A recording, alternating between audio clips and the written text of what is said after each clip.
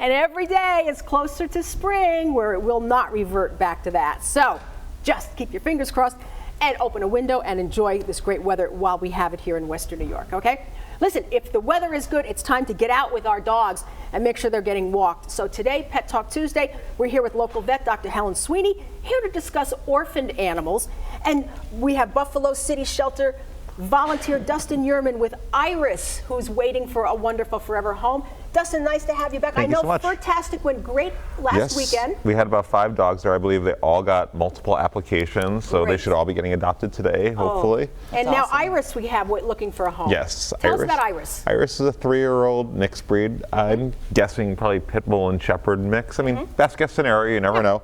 She was recently surrendered to the shelter. Her owner ended up homeless and could not keep her. Okay. She's been awesome at the studio, been greeting everyone. She's just a really well-behaved, sweet dog. She loves attention, loves to give kisses, and she was great in the car right here, and just, you know, she'll make someone's life really happy. And she's got the most adorably little wrinkly face. She does, she does. Yes, you thank push you. her forehead down, she looks like a little Klingon. That's a Star Trek thing. But she's beautiful, and weather's going to be getting good. Let's get those dogs out, let's get them exercising, because we need the exercise too. Love going for a walk. In fact, my dog forces me to go for a walk every day when I get home from work. Exactly. He stands there and barks at me till we go. We're ready, yes. Right? So Iris is waiting for a loving family and a forever home over at the Buffalo Animal Shelter. So give Iris a second look, okay, because she's so deserving. All right, Dr. Sweeney is here to talk about orphaned animals. Are these the ones we might find in the wild? I thought we could talk about both. Okay. So puppies and kittens, more of our companion animals, and wild animals. So for puppies and kittens, there's actually specific formulas, commercial formulas that you can buy, and they have little bottles. So if, say, the mother dies, or, you know, through fostering scenarios, you get a litter of puppies and kittens, there's something called Esbilac for puppies and KMR for kittens. And the important thing is you want to get the little bottles, and they sell those where they sell a formula. And so for the hole, if you haven't done it before, it's best to go in and ask your veterinarian. So when you make the hole in the nipple, you have to be careful it's not too small, but also that it's not too big, because they can choke on it. So the other thing is after feeding, and we don't hold them upside down like a baby. That's a big misconception. Okay. You want to hold them just like they would be when they're nursing. So, you know, feet down and head up and nurse them. After that, you want to stimulate them. The mother usually licks them. Probably don't want to go that far, but you want to stimulate them to go to the bathroom. And the best way is a cotton ball with warm water to rub on it and clean. And the other thing is to chart your progress. Make sure you weigh them regularly to see how they're doing. If you have a puppy that cries all the time, you know, they should eat, be awake, go to sleep. So it's pretty routine the first couple of weeks. Their eyes will open between 10 and 14 days. And at about 3 to 4 weeks, that's when you can start weaning them onto solid food. Yeah. So for wild animals, the big thing comes up is the bunnies. That's the most common. And in the wild, mother rabbits only feed their babies once, maybe twice a day.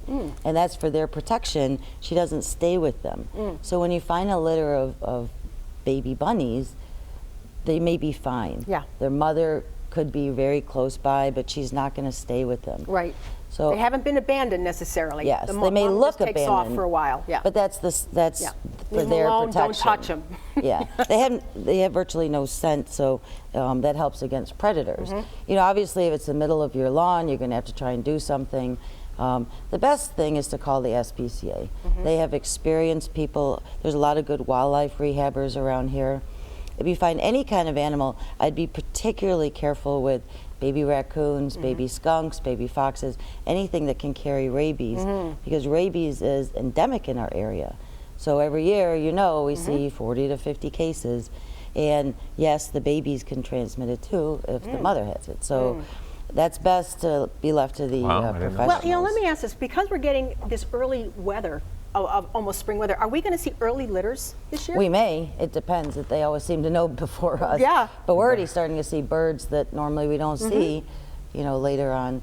The other thing for birds, their nutritional requirements are so specific. You know, in the old days, people go and chop up some worms and whatever. It's best to just leave that to the professionals. Call the SPCA. Right. Any care for the fish? You're our fish vet. Orphan fish, usually, you know, they're pretty good once they hatch on Heck, their you don't own. even know if they're an orphan or not. They don't tell you. Exactly. If you're raising fish and you have a group of either eggs or they're live bears, it's always best to separate from the parents. Oh, yeah. Sometimes the parents get a little overzealous. And, Hungry. Yeah, Yeah. exactly. It's called recycling. And the same thing happens in our ponds with our koi and goldfish. If you have, if they've spawned and laid eggs and you're waiting for those eggs to hatch, it's always good to have hiding areas for those babies. That was a sad lesson I learned when I was a kid when I had pet newts that had babies, and unfortunately, Yeah. Did not know that. yes, I did. Yeah. Lesson learned. You know, and it's one of these things that we think, you know, well, parents take care of their children. That's not always the way it is in Right, nature. right. Sometimes they just eat them. Yeah, So- yeah. So it's just, you know. And a lot of people say, not so much wrong with that. So all right, listen, only kidding, only kidding. Thank you so much. Niagara Veterinary Society helps us get wonderful vets like Dr. Sweeney here on a weekly basis. Iris is waiting for a lovely family, or you perhaps, over at the Buffalo Animal Shelter. What time are you open till today, Dustin? Tomorrow's our late day till 7. Okay.